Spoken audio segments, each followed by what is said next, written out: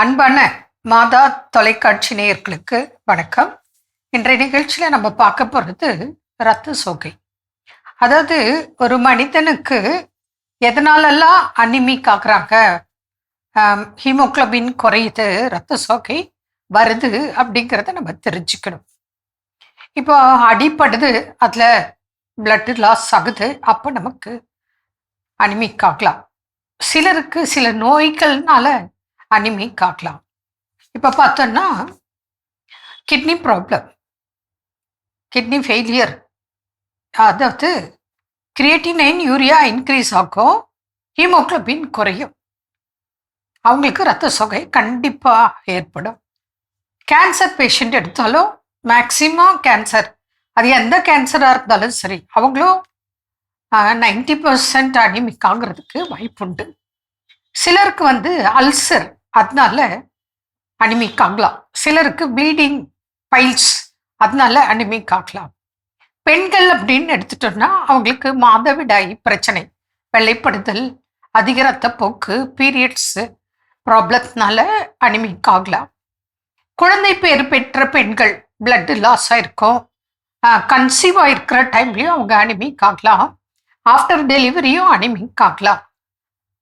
இது இல்லாமல் இப்போ நாங்கள் பார்க்குறோம், சில நோய்க்கு அவசரத்துக்கு எடுக்கக்கூடிய மாத்திரைகள்னால நமக்கு கண்ணுக்கு தெரியாமல், அது ஒரு வகையான ஆன்டிபயோட்டிக் கூட இருக்கலாம், நமக்கு கண்ணுக்கு தெரியாமல் நம்ம குடல்ல இரத்த கசிவு இருக்கும், அப்போ அனிமிக் ஆயிடுறாங்க.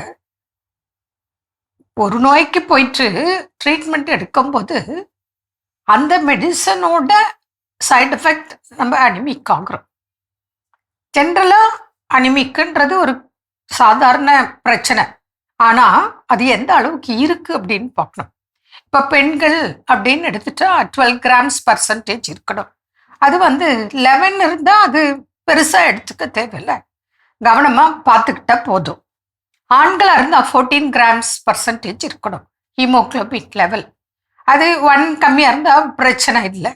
இப்போது பெண்ணுக்காக இருக்கட்டும் ஆணுக்காக இருக்கட்டும் யாருக்குன்னாலும் சரி, இப்போ சிலருக்கு 3 grams, 6 grams, 7 grams% ஹீமோக்ளோபின் இருக்கும். அப்போ நம்ம கட்டாயம் அவங்களுக்கு அதுக்கு தகுந்த சிகிச்சை, காரணங்கள், ஏன் இவங்க அனிமிக் ஆகுறாங்க அப்படிங்கிற காரணத்தை கண்டுபிடிச்சி ட்ரீட்மெண்ட் கொடுக்கணும்.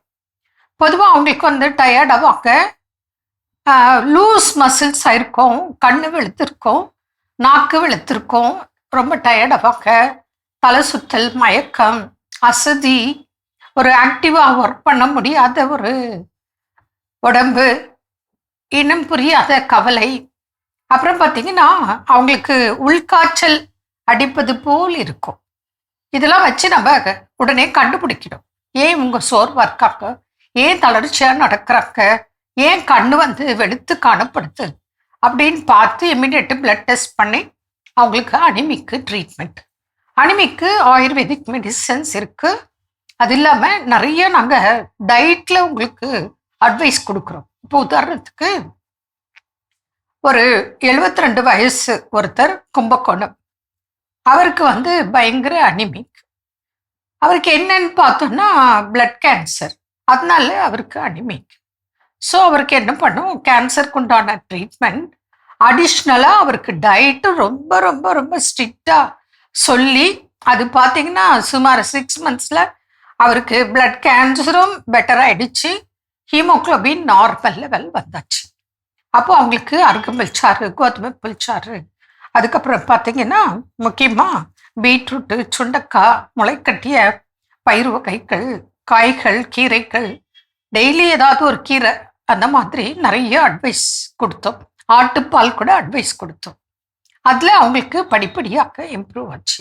அனிமிக்கு என்ன காரணம் அப்படின்னு தெரிஞ்சுக்கிட்டு அதுக்குண்டான ட்ரீட்மெண்ட் கொடுக்கும்போது உங்களுக்கு சைடு எஃபெக்ட் இல்லாதது ஒன்று ayurvedic medicines, herbal medicines plus diet, இவ்வளோ தான்.